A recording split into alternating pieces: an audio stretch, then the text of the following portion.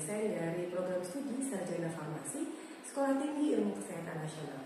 Dan pada kesempatan kali ini saya akan memaparkan terkait mata kuliah yang saya ampuh, yaitu Kimia Produk Alam. Mata kuliah Kimia Produk Alam merupakan mata kuliah yang ditempuh oleh mahasiswa pada semester 4 dengan jumlah SKS adalah 2 SKS. Mata kuliah ini membicarakan terkait pokok bahasan masalah terkait pengantar metabolit sekunder, jalur biosintesis karbohidrat, produk bahan alam dari sikimat, produk bahan alam dari asetat, produk bahan alam dari asam amino, dan alkaloid. Capaian pembelajaran mata kuliah dari mata kuliah ini adalah setelah menempuh mata kuliah ini, mahasiswa diharapkan mampu membedakan definisi senyawa metabolit primer dan sekunder serta jenis jalur biosintesisnya pada bahan alam. Kemudian mahasiswa juga diharapkan mampu menelaah jalur biosintesis metabolit primer serta produk yang dihasilkan pada bahan alam dalam rangka penemuan dan pengembangan obat dari bahan alam. Selain itu, mahasiswa juga diharapkan mampu menelaah jalur biosintesis metabolit sekunder serta produk yang dihasilkan pada bahan alam dalam rangka penemuan dan pengembangan obat dari bahan alam. Untuk bisa mencapai capaian pembelajaran mata kuliah tersebut, maka disusunlah beberapa bahan kajian. Bahan kajian yang pertama adalah pengantar kimia produk alam. Pada bahan kajian ini akan dijelaskan terkait ruang lingkup kimia produk alam, serta alur penemuan zat aktif dari bahan alam dan juga kontrak perkuliahan.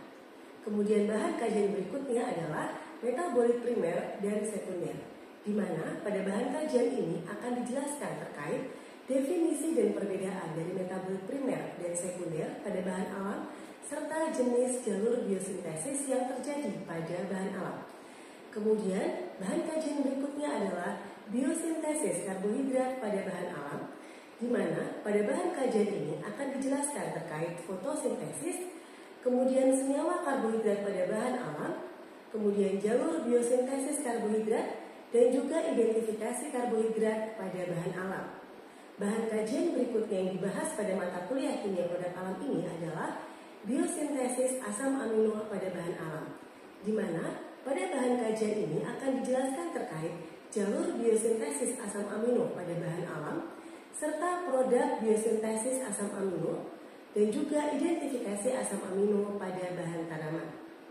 Kemudian juga dijelaskan terkait bahan kajian jalur sikimat pada bahan alam dan produk hasil biosintesisnya, di mana pada bahan kajian ini akan dijelaskan terkait jalur sikimat itu sendiri, kemudian produk yang dihasilkan dari jalur sikimat seperti alkaloid, kemudian fenilpropanoid dan fenilmetanoid, yang mana akan dibahas terkait struktur, sifat fisika kimia, serta identifikasinya. Kemudian dibahas juga bahan kajian yaitu jalur asetat pada bahan alam dan produk hasil biosintesisnya, yang mana pada bahan kajian ini akan dibahas terkait jalur asetat itu sendiri dan juga contoh produknya yaitu poliketida, yang akan dibahas mulai dari struktur, sifat fisika kimia, serta identifikasinya. Kemudian dibahas juga bahan kajian terkait jalur mevalonat dan deoksiselulosa pada bahan alam, yang mana pada bahan kajian ini akan dijelaskan terkait jalur mevalonat dan juga produk hasil yang dihasilkan dari jalur biosintesis ini yaitu terpenoid, dimulai dari pembahasan terkait struktur, sifat fisika kimia, dan juga identifikasinya. Dan bahan kajian yang terakhir yaitu pembahasan terkait jalur biosintesis senyawa golongan campuran pada bahan alam, di mana pada bahan kajian ini akan dijelaskan terkait senyawa produk dari jalur biosintesis ini yaitu flavonoid.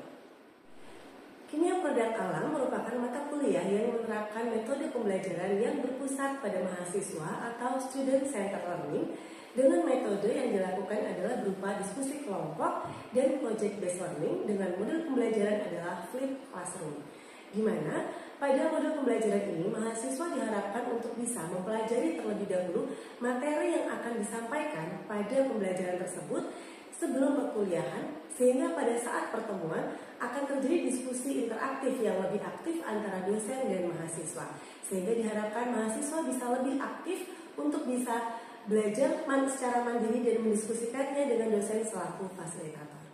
Interaksi yang terjadi antara dosen dan mahasiswa pada mata kuliah kimia produk alam dilakukan baik secara langsung dan tak langsung. Untuk interaksi yang dilakukan secara langsung ini dilakukan antara dosen dan mahasiswa pada proses pembelajaran di dalam kelas berupa tatap muka secara langsung, dan secara tak langsung dilakukan dengan menggunakan media yaitu Google Classroom yang tersinkronisasi dengan Learning Management System dari Sekolah Tinggi Ilmu Kesehatan Nasional, di mana baik secara langsung maupun secara tak langsung dosen dan mahasiswa dapat melakukan diskusi dan tanya jawab.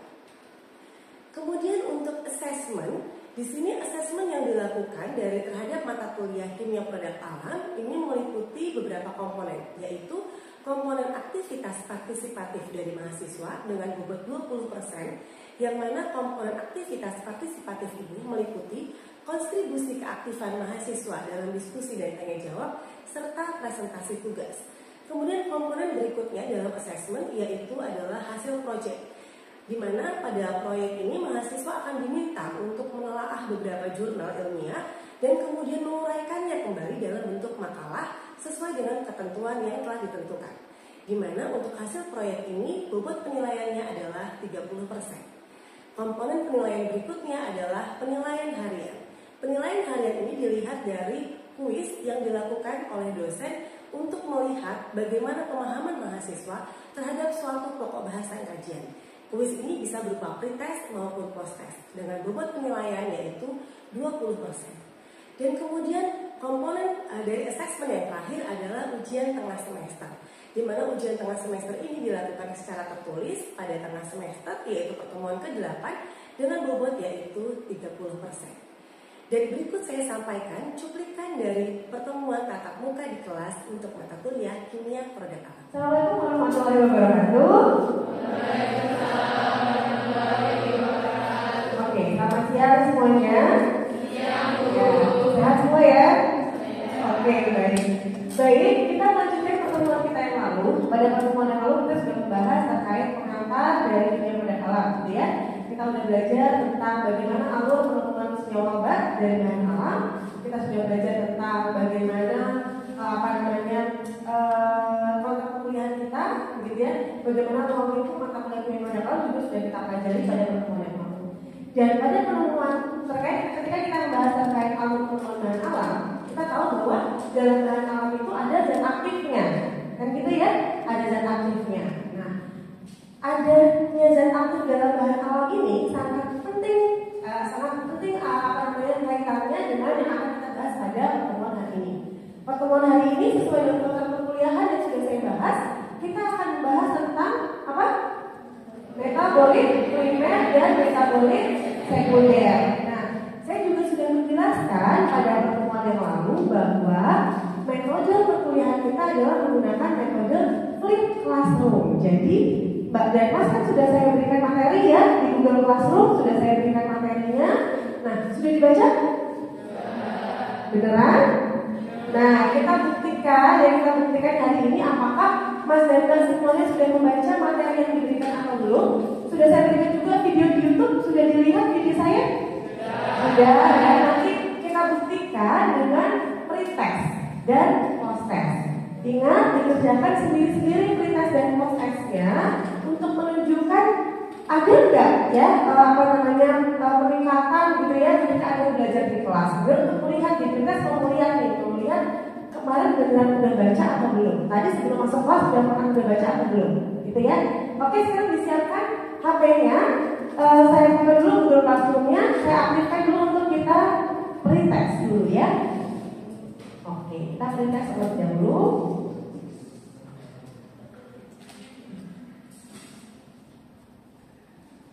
Oke. Ya, silahkan dikerjakan. Waktunya 5 menit ya. Lanjutkan ya. Sudah selesai semua mengerjakan pretestnya? Sudah ya. Oke, sekarang kita mau bahas dulu ya. Kita materi kita hari ini akan kita mulai dengan pembahasan terkait pretest dulu ya. Oke. Pertanyaan pertama di bawah ini yang merupakan metabolit primer adalah, ada yang mau jawab dulu?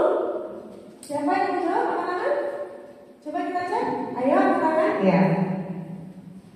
Ayo Mbak, dijawab Mbak. Siapa namanya?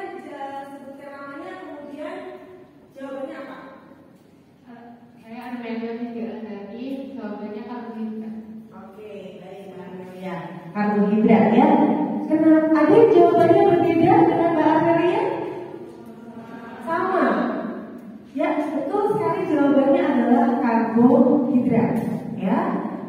Kita nanti akan membahas, kita akan membahas apa sih yang dimaksud dengan metabolit primer. Kan bisa tahu, kalau bisa ada bisa tahu bahwa karbohidrat yang termasuk metabolit primer, nanti kita bahas satu-satu ya. Kemudian, suatu tanaman X diketahui tidak mengandung alkaloid, oleh karena itu maka tanaman tersebut tidak akan dapat hidup. Benar atau salah? Salah. Kenapa salah? Kenapa salah, Gregi? Kenapa salah? Karena alkaloid itu metabolit sekunder. Oke, karena itu adalah metabolit sekunder. Berarti dari sini sudah terlihat ya sebenarnya Anda sudah paham tuh ada perbedaan antara metabolit primer dan metabolit sekunder. Nah, kita masuk dulu ke pembahasan materi. Tadi Gregi sempat menyampaikan ya bahwa alkaloid kalau misalnya tidak ada di dalam tumbuhan maka nggak akan mati tumbuhannya karena dia adalah metabolit sekunder. Loh, kok gitu? Memangnya kalau metabolit sekunder itu fungsinya untuk apa? Ada yang tahu? Ada yang tahu? Belum ada di video soalnya ya? Ya, belum ada di video ya. Jadi kita mulai dengan metabolit primer dulu. Tadi metabolit sekunder. Kalau metabolit sekunder ini adalah hasil biosintesis ya dari suatu tumbuhan ya, produk biosintesis dari suatu tumbuhan yang mana ketika dia tidak ada di dalam tumbuhan tersebut maka tumbuhannya nggak akan mati. Itu tadi adalah metabolit sekunder. Sedangkan kalau metabolit primer, kalau dia tidak ada di dalam tumbuhan maka tumbuhan tersebut akan mati. Tadi Mbak Amelia sudah menyebutkan contohnya apa tadi? Karbohidrat. Begitu. Jadi di dalamnya menjelaskan bahwa di dalam tumbuhan itu ada yang namanya metabolit. Metabolit itu apa? Metabolit adalah suatu produk biosintesis. Nah, produk biosintesis ini di dalam tumbuhan ada dua macam. Ada metabolit primer sama ada metabolit sekunder. Produk metabolitnya itu ada dua macam, ya. Produk biosintesisnya itu ada dua macam. Ada metabolit primer namanya, yang satunya metabolit sekunder. Oh, kalau misalnya tumbuhan tidak mengandung karbohidrat contohnya, gitu ya, maka tumbuhan tersebut tidak akan bisa tumbuh sehingga mati. Sama kalau kita di manusia, karbohidrat itu punya fungsi untuk apa? Sumber energi, gitu kan ya? Nah, tumbuhan juga membutuhkan bahan-bahan tanam, bahan-bahan yang ada dalam tumbuhan, kayak metabolit bisa untuk memang dia bertambah, dia bertumbuh, atau bisa juga untuk menjaga diri dari paparan lingkungan. Nah, contoh tadi waktu dia bilang alkaloid itu adalah suatu metabolit sekunder. Kalau metabolit sekunder, kalau dia tidak ada di dalam tumbuhan, maka dia tidak akan mati. Tapi apa pengaruhnya? Contoh misal alkaloid itu punya fungsi untuk pertahanan tubuh dari serangga-serangga.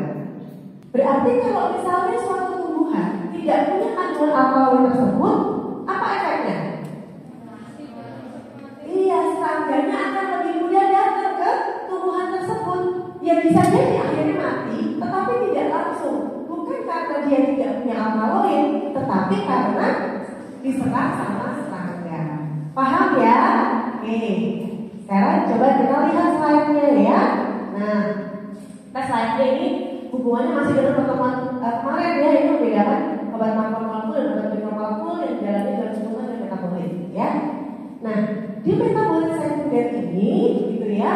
Tadi kita sudah tahu pengertiannya metabolit sekunder. Sudah membahas satu nih pengertian. Pengertiannya yang kita bahas adalah pengertian metabolit sekunder adalah metabolit yang hasil biosintesis ya, atau metabolit yang dihasilkan pada tumbuhan yang ketika dia tidak ada di dalam tumbuhan tidak akan langsung mati, gitu ya.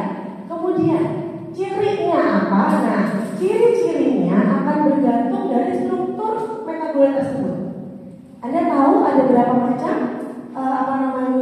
contoh metabolit sekunder yang Anda tahu? Ada apa? Tadi ada alkaloid, yaitu contoh alkaloid. Ada lagi? Flavonoid. Ada lagi?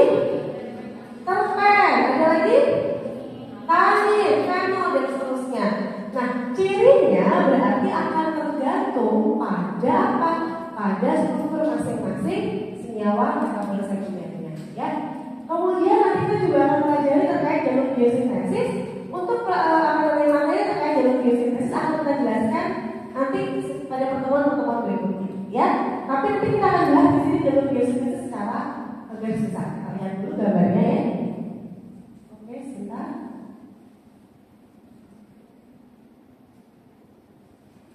Ya. Nah, ini dia.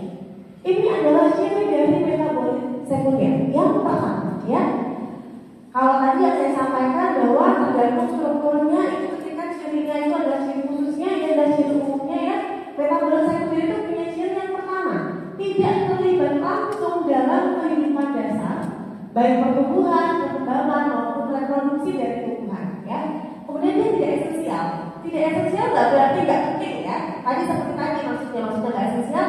Kalau misalnya dia nggak ada, tumbuhannya nggak langsung mati, tetapi ada fungsi perlindungan atau fungsi tambahan yang lain dari metabolit tersebut yang akan mengakibatkan tumbuhan itu pasti akan berkurang, gitu ya, fungsinya.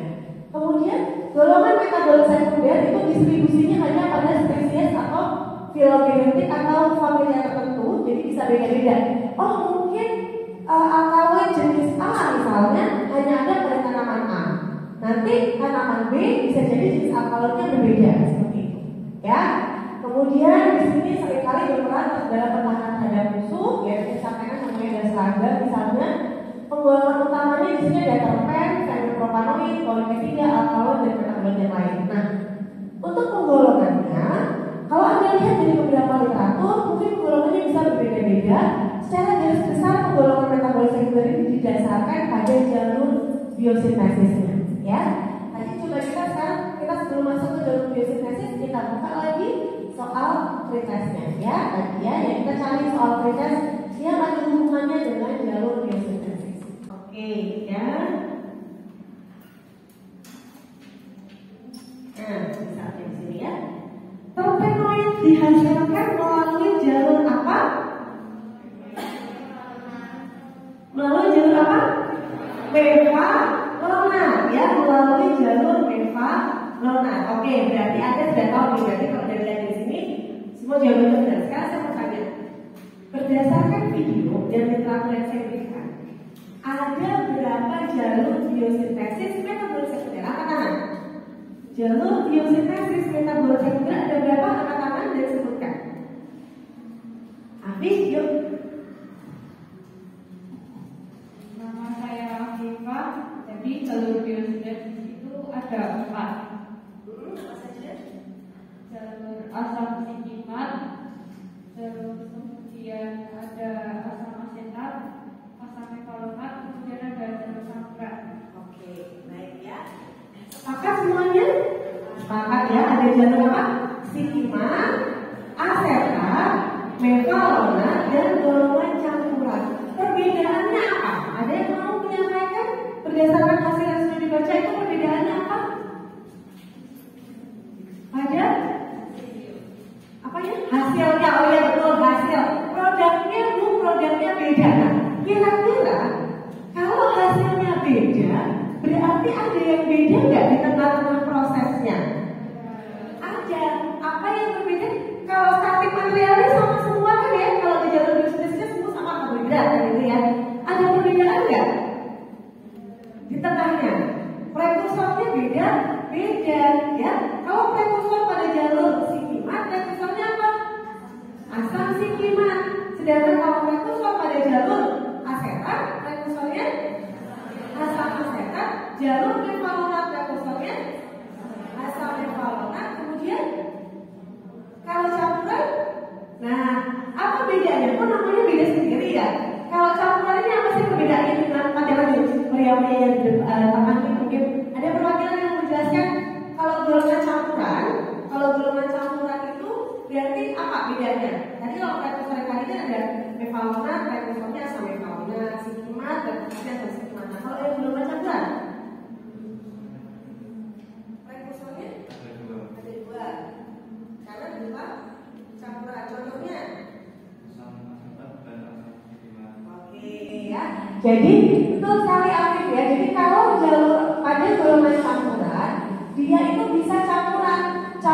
mengganti jalur asetat, contohnya misalnya dengan jalur Bevalona seperti itu, atau asetat dengan skima, misalnya seperti itu ya.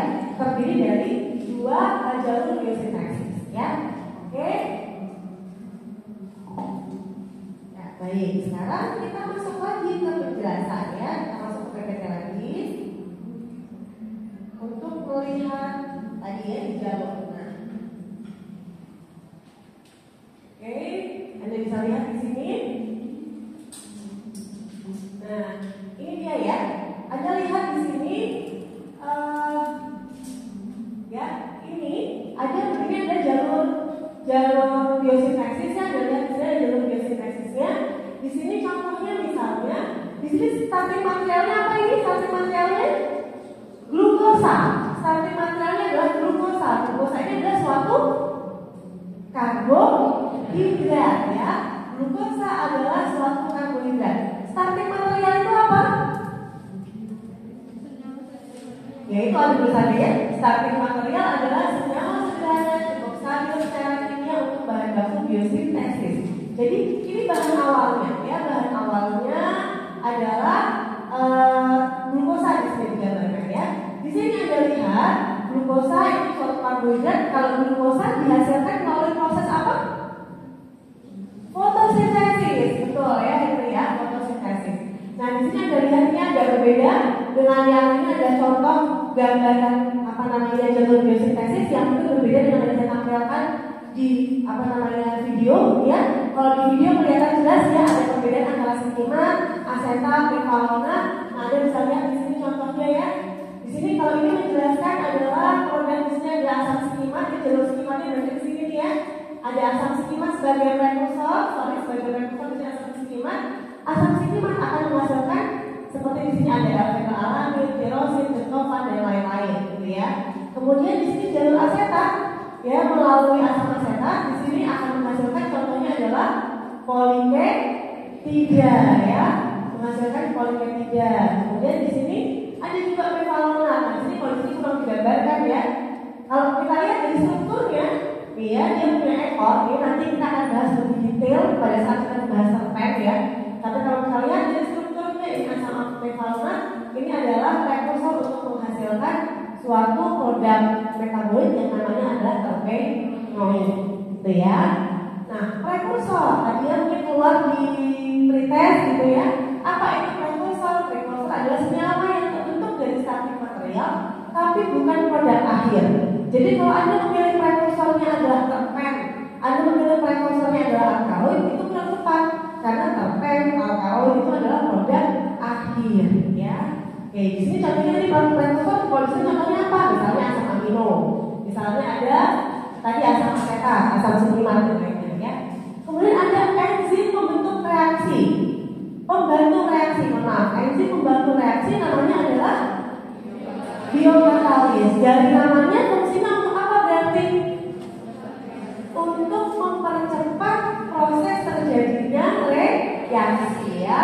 Oke, kemudian satu jalur ini ya, satu jalur ini adalah namanya jalur biosintesis ya, jalur biosintesis. Apa itu jalur biosintesis?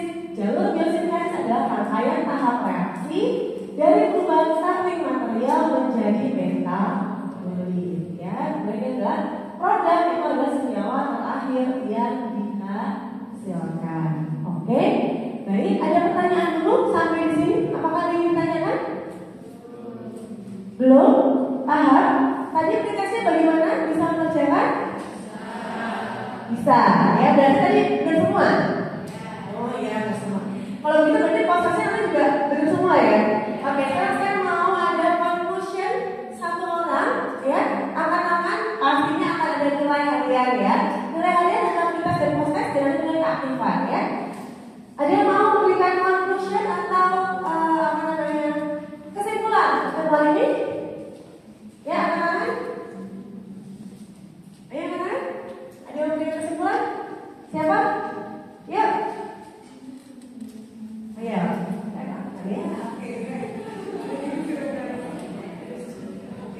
Oke. Silakan kesimpulannya apa? Kita belajar apa hari ini? Kesimpulannya seperti apa Mas Yuri? Kesimpulannya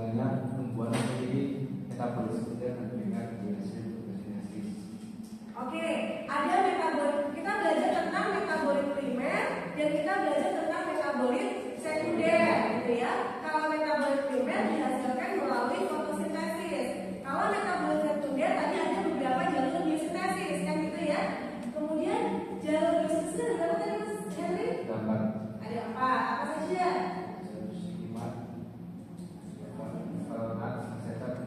Oke, baik ya. Kemudian satu lagi conclusionnya, perbedaan ya, perbedaan antara metabolit primer dan metabolit sekunder. Ada yang mau dibantu perbedaan metabolit primer dan sekunder? Oh, laki-laki oke. Kalau metabolit primer kan yang utama pada tumbuhan ya. Jadi kalau tumbuhan yang nggak ada Ya nggak bisa. Oke, kalau metabolit primer itu punya fungsi esensial, gitu ya, harus ada dalam tumbuhan. Kalau yang metabolit sekunder, kalau tidak ada kandungannya itu tumbuhannya tidak langsung mati. iya, oke, baik. Terima kasih Mbak Afi ya. Jadi tadi ya, kalau metabolit primer dia punya fungsi yang esensial untuk tumbuhan ya. Jadi fungsinya esensial untuk tumbuhan, kalau metabolit sekunder fungsinya tidak esensial untuk tumbuhan. Tetapi ternyata metabolit sekunder seperti alkaloid, flavonoid, tanin, fenol, steroid itu ternyata setelah berdasarkan hasil penelitian banyak diteliti memiliki aktivitas farmakologi tertentu. Contoh misalnya tanin terkandung dalam apa? Teh, ya. Tanin terkandung dalam teh. Ini adalah senyawa golongan fenol terkandung dalam teh. Dia punya fungsi sebagai antioksidan yang sangat baik, ya. Dia punya fungsi antioksidan yang sangat baik. Jadi tidak berarti bahwa ketika tidak ada metabolit sekunder, ya udah nggak ada efeknya apa di tumbuhan. Untuk tumbuhannya berkurang, tadi sudah dibahas terkait perlindungan dari serangga. Nah untuk kita pun ternyata metabolit sekunder ini malah yang menjadi target loh sebagai bahan aktif yang akan kita create untuk menjadi suatu senyawa obat. Begitu ya. Oke, baik, untuk pertemuan hari ini kita cukupkan. Post dulu ya. Kita post dulu. Baik, silakan dibuka lagi HP-nya. Silakan HP-nya dibuka lagi, kita post terlebih dahulu. Nah, saya setting dulu untuk post.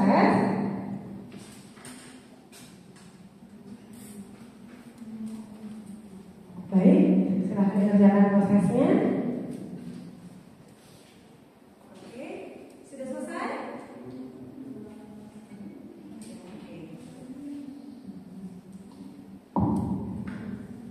Oke, baik ya, waktunya sudah habis untuk mengerjakan proses.